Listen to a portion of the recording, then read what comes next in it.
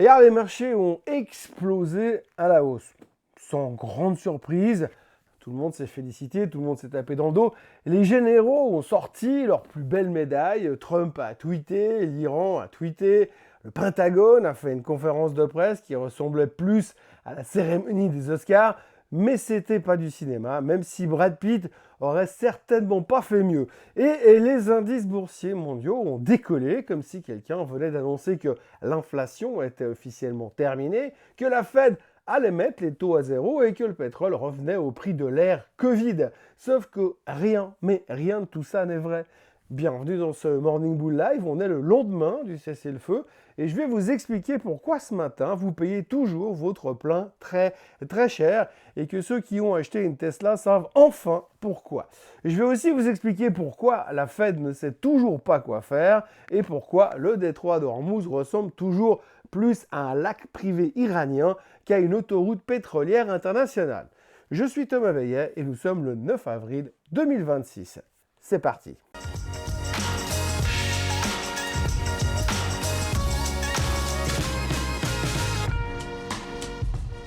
Cette émission vous est présentée par Swissquote. Alors avant toute chose, ce que vous allez entendre et voir dans cette vidéo n'est pas un conseil financier, c'est mon avis, mon analyse et parfois mon humeur du jour. Par contre, si vous voulez comprendre la bourse, là, vous êtes au bon endroit. Commençons tout d'abord par l'événement de la décennie. La paix, la vraie paix. Enfin, la paix de 2 semaines, parce que c'est ça la réalité. On a signé un cessez-le-feu de 14 jours, 2 semaines, le temps d'une cure de détox ou d'une location Airbnb à Bali. Et visiblement, tout le monde a décidé que ces 2 semaines, c'était largement suffisant pour reprendre une vie normale, remonter les bourses de 5% et aller se coucher le cœur léger. Maintenant, faites tout simplement l'exercice et écoutez simplement ce qu'ont à dire les deux parties. Non, vraiment, écoutez ce que chacun dit avoir obtenu de ce deal. Les Iraniens sont persuadés d'avoir mis l'armée américaine à genoux, le plus grand empire militaire de la planète, humilié, rampant, suppliant, victoire totale, gloire à la révolution islamique. Les Iraniens ont vu la capitulation américaine. Trump, lui, il pense qu'il a fondamentalement transformé le régime iranien, réformé le gouvernement, changé les mentalités en 2 semaines de frappe aérienne et un coup de fil à Islamabad. Demain, c'est le retour des mini-jupes à Téhéran et le peuple pourra faire ce qu'il veut et dire ce qu'il pense du gouvernement totalement librement. Ensuite, seulement, ils seront pendus. Et le Pentagone, alors lui, mesdames et messieurs, alors lui, il pense qu'il vient carrément de gagner le Super Bowl à lui tout seul. Le secrétaire de la Défense qui souriait tellement fort hier, j'ai cru qu'il allait verser une larme de joie en tenant le Vince Lombardi Trophy à bout de bras. 3 narrations différentes, 3 réalités parallèles, aucun point commun ou presque. Et ces gens-là, ils vont se retrouver dans 15 jours, enfin pendant ces 15 prochains jours à Islamabad pour signer une paix définitive. Alors, je ne sais pas vous, mais moi, j'attends ça avec le même enthousiasme que quand le dentiste il dit « Attention, ça risque de faire mal !» Et pendant ce temps-là, Israël bombarde le Liban. Et là, les Américains ont sorti l'argument du siècle. Le Liban n'est pas inclus dans le deal. My bad. Donc on fait ce qu'on veut. Ils ont réussi à négocier un cessez-le-feu avec un astérisque comme sur un contrat d'assurance. Une zone franche pour continuer à pilonner le Hezbollah tranquillement pendant les négociations de paix. C'est comme signer un divorce à l'amiable mais continuer à appeler son ex à 2h du mat. Techniquement, c'est pas illégal. Et puis alors, il y a le pétrole. Le pétrole, parlons-en, parce qu'il faut en parler du pétrole. Les futurs sur le brut ont plongé donc de 13% hier, après l'annonce du cessez-le-feu. 13%, c'est énorme, bien sûr, comme dirait Lucchini. C'est une nouvelle fantastique, c'est exactement ce que tout le monde attendait depuis des semaines. Sauf que le WTI est à 96,84$ ce matin contre 54,98$ le 24 décembre dernier. Donc c'est quand même mieux que 120, d'accord, mais c'est quand même presque le double de là où on était il y a quelques mois en arrière. Et les prix à la pompe aux États-Unis, ils n'ont pas bronché. Bon, ici non plus, rassurez-vous. Mais aux States, on est à 4,16$ le gallon pour l'essence ordinaire et 5,67$ pour le diesel. Et en Californie, parce qu'en Californie tout est plus californien, eh bien, on frôle les 6$ sur l'ordinaire et 7,75$ sur le diesel. Alors pourquoi est-ce que ça ne baisse pas ? Eh bien parce que le marché pétrolier fonctionne comme la gravité, mais à l'envers. Quand ça monte, c'est instantané. Quand ça descend, c'est progressif, prudent, en cours de recalibration des marges. Le gérant de station-service, lui, il doit payer demain ce qu'il commande aujourd'hui. Donc, quand les prix montent, il répercute immédiatement. Et quand ils descendent, eh ben, il se rembourse. Les semaines de galère, les nuits d'angoisse, le stress existentiel d'être gérant de station-service en pleine guerre au Moyen-Orient. Et donc, personne ne le force à baisser vite parce que les consommateurs, eux, dès que ça baisse un peu, ils arrêtent de chercher la station la moins chère parce que ça baisse. Alors, à quoi bon chercher? Ce qui enlève donc toute pression concurrentielle. La vie est plutôt belle sous cessez-le-feu pour les vendeurs d'essence. Et puis, il y a le problème structurel. Les raffineries de la région, Yanbu, Mina Al-Hamdi, Bapco, ont pris très cher pendant le conflit. Et contrairement à ce que Trump semble croire, on ne reconstruit pas une raffinerie pétrolière avec un tweet et de la bonne volonté. C'est plus facile de balancer un drone que de reconstruire une unité de distillation atmosphérique. Quant au détroit d'Ormuz, les Iraniens ont gentiment précisé qu'ils le rouvriraient, je cite, de manière contrôlée, en coordination avec leurs militaires. Traduction, on garde une main sur le robinet et l'autre sur le lance-roquette. On décide qui passe, quand et à quel prix. Et d'ailleurs, pendant qu'on y est, ils ont déjà commencé à proposer des tarifs individuels à des pays comme la Turquie ou l'Espagne. Et d'ailleurs, pendant qu'on y est, ils ont déjà commencé à proposer des exemptions individuelles à l'Espagne et à la Turquie, des bons de réduction sur le passage du détroit d'Ormuz. Un peu comme des tickets de tombola, tirez le bon numéro et votre tanker passe ce soir. L'EIA, l'Agence américaine d'information sur l'énergie, eux, ils estiment que même dans le meilleur des scénarios, la pleine restauration des flux pétroliers prendra des mois. La guerre fait monter les prix en 3 jours, des fois même en 3 minutes, mais la paix, elle va mettre au moins 6 mois à les faire redescendre. Et encore, ça si tout se passe bien. Ce qui, historiquement parlant, n'est pas exactement la tendance dominante dans cette région du monde.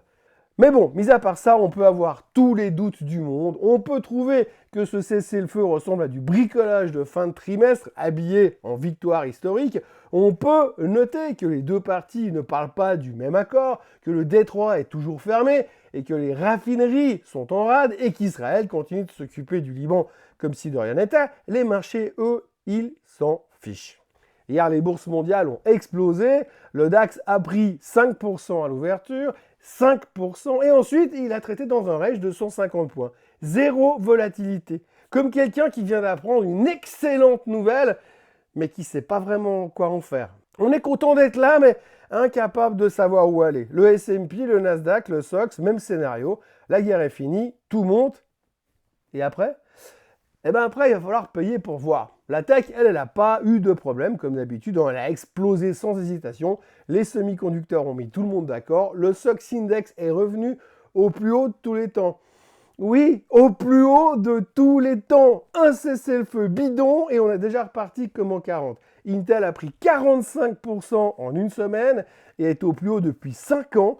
Et puis alors, évidemment, Nvidia. Oui, Nvidia. Alors eux, ils ont cassé d'un coup les moyennes mobiles des 50 jours et des 200 jours, comme si la guerre au Moyen-Orient n'avait été qu'une parenthèse. Comme si l'IA s'était simplement mise en veille le temps qu'on règle ce détail géopolitique et qu'elle reprend maintenant ses activités normales. Que dis-je? Ses droits. Il faut reconnaître une chose, dès que la poussière retombe, la tech, l'IA et les semi-conducteurs reprennent du service, sans attendre une seconde, sans transition, comme si rien ne s'était passé. C'en est presque rassurant. Et puis alors ce matin, les marchés asiatiques ouvrent dans ce jour d'après, parce que c'est toujours plus compliqué le jour d'après.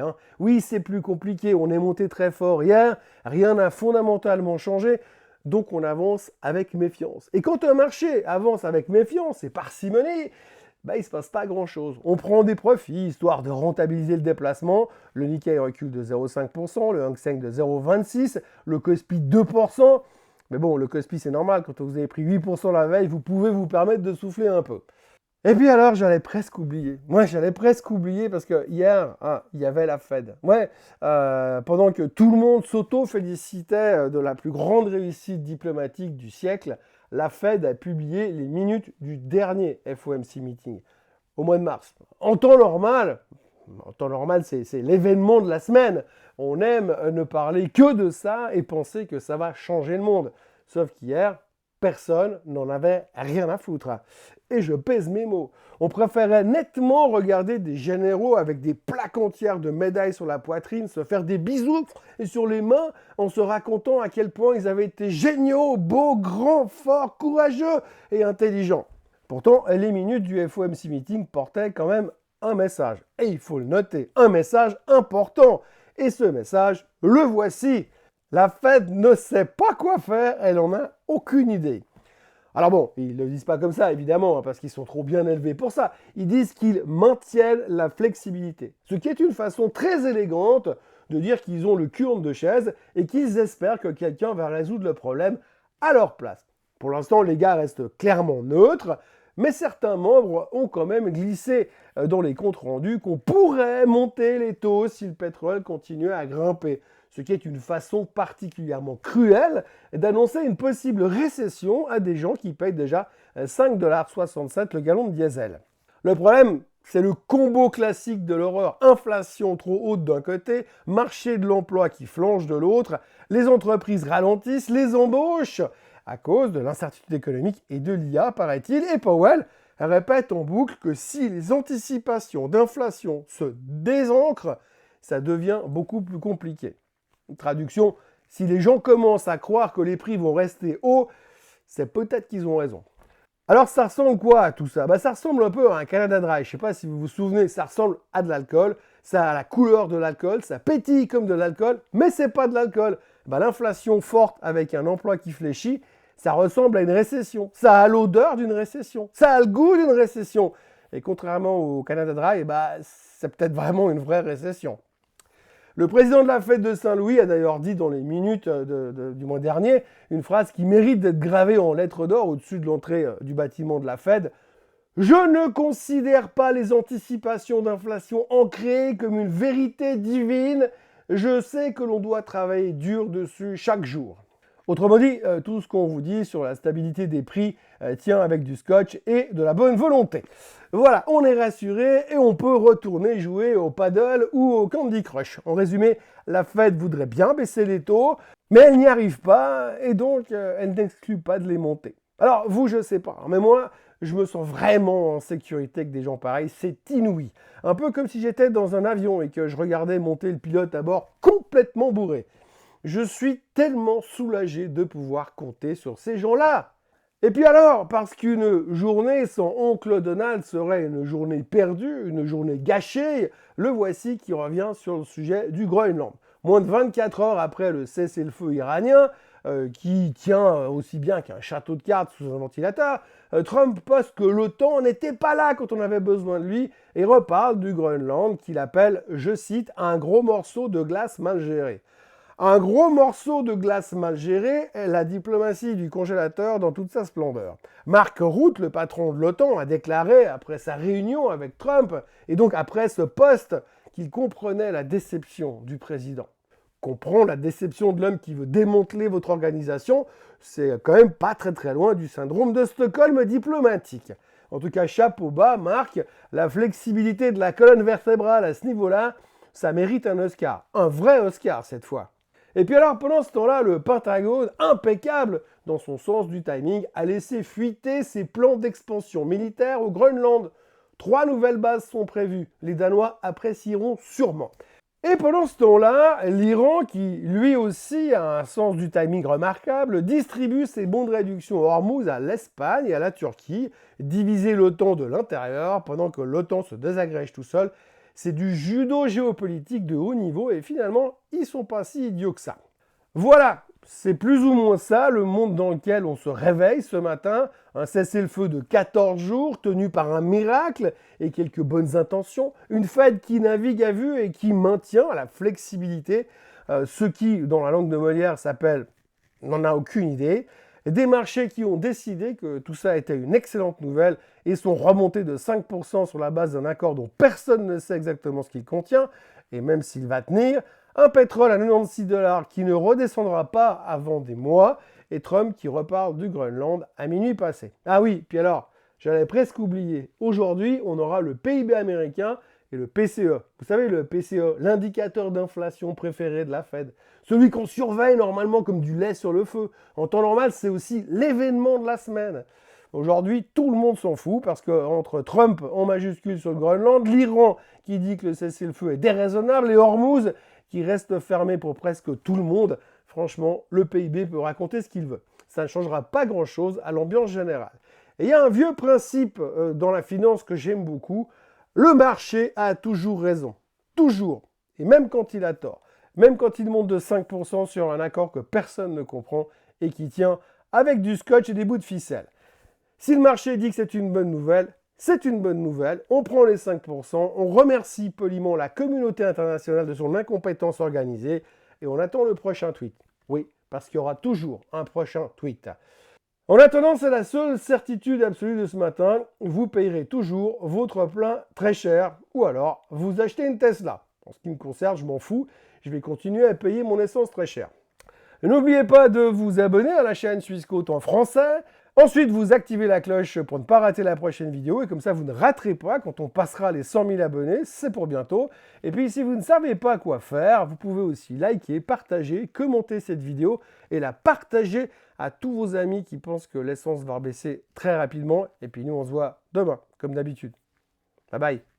Ce contenu est informatif et éducatif destiné aux personnes connaissant les marchés financiers. Il ne constitue pas un conseil en investissement, juridique ou fiscal. Le trading et l'investissement comportent des risques, notamment la perte de capital. Les CFD et actifs numériques sont volatiles et ne conviennent pas à tous. Swissquote décline toute responsabilité quant à l'exactitude du contenu ou aux pertes liées à son usage. Produits et services disponibles selon la législation en vigueur.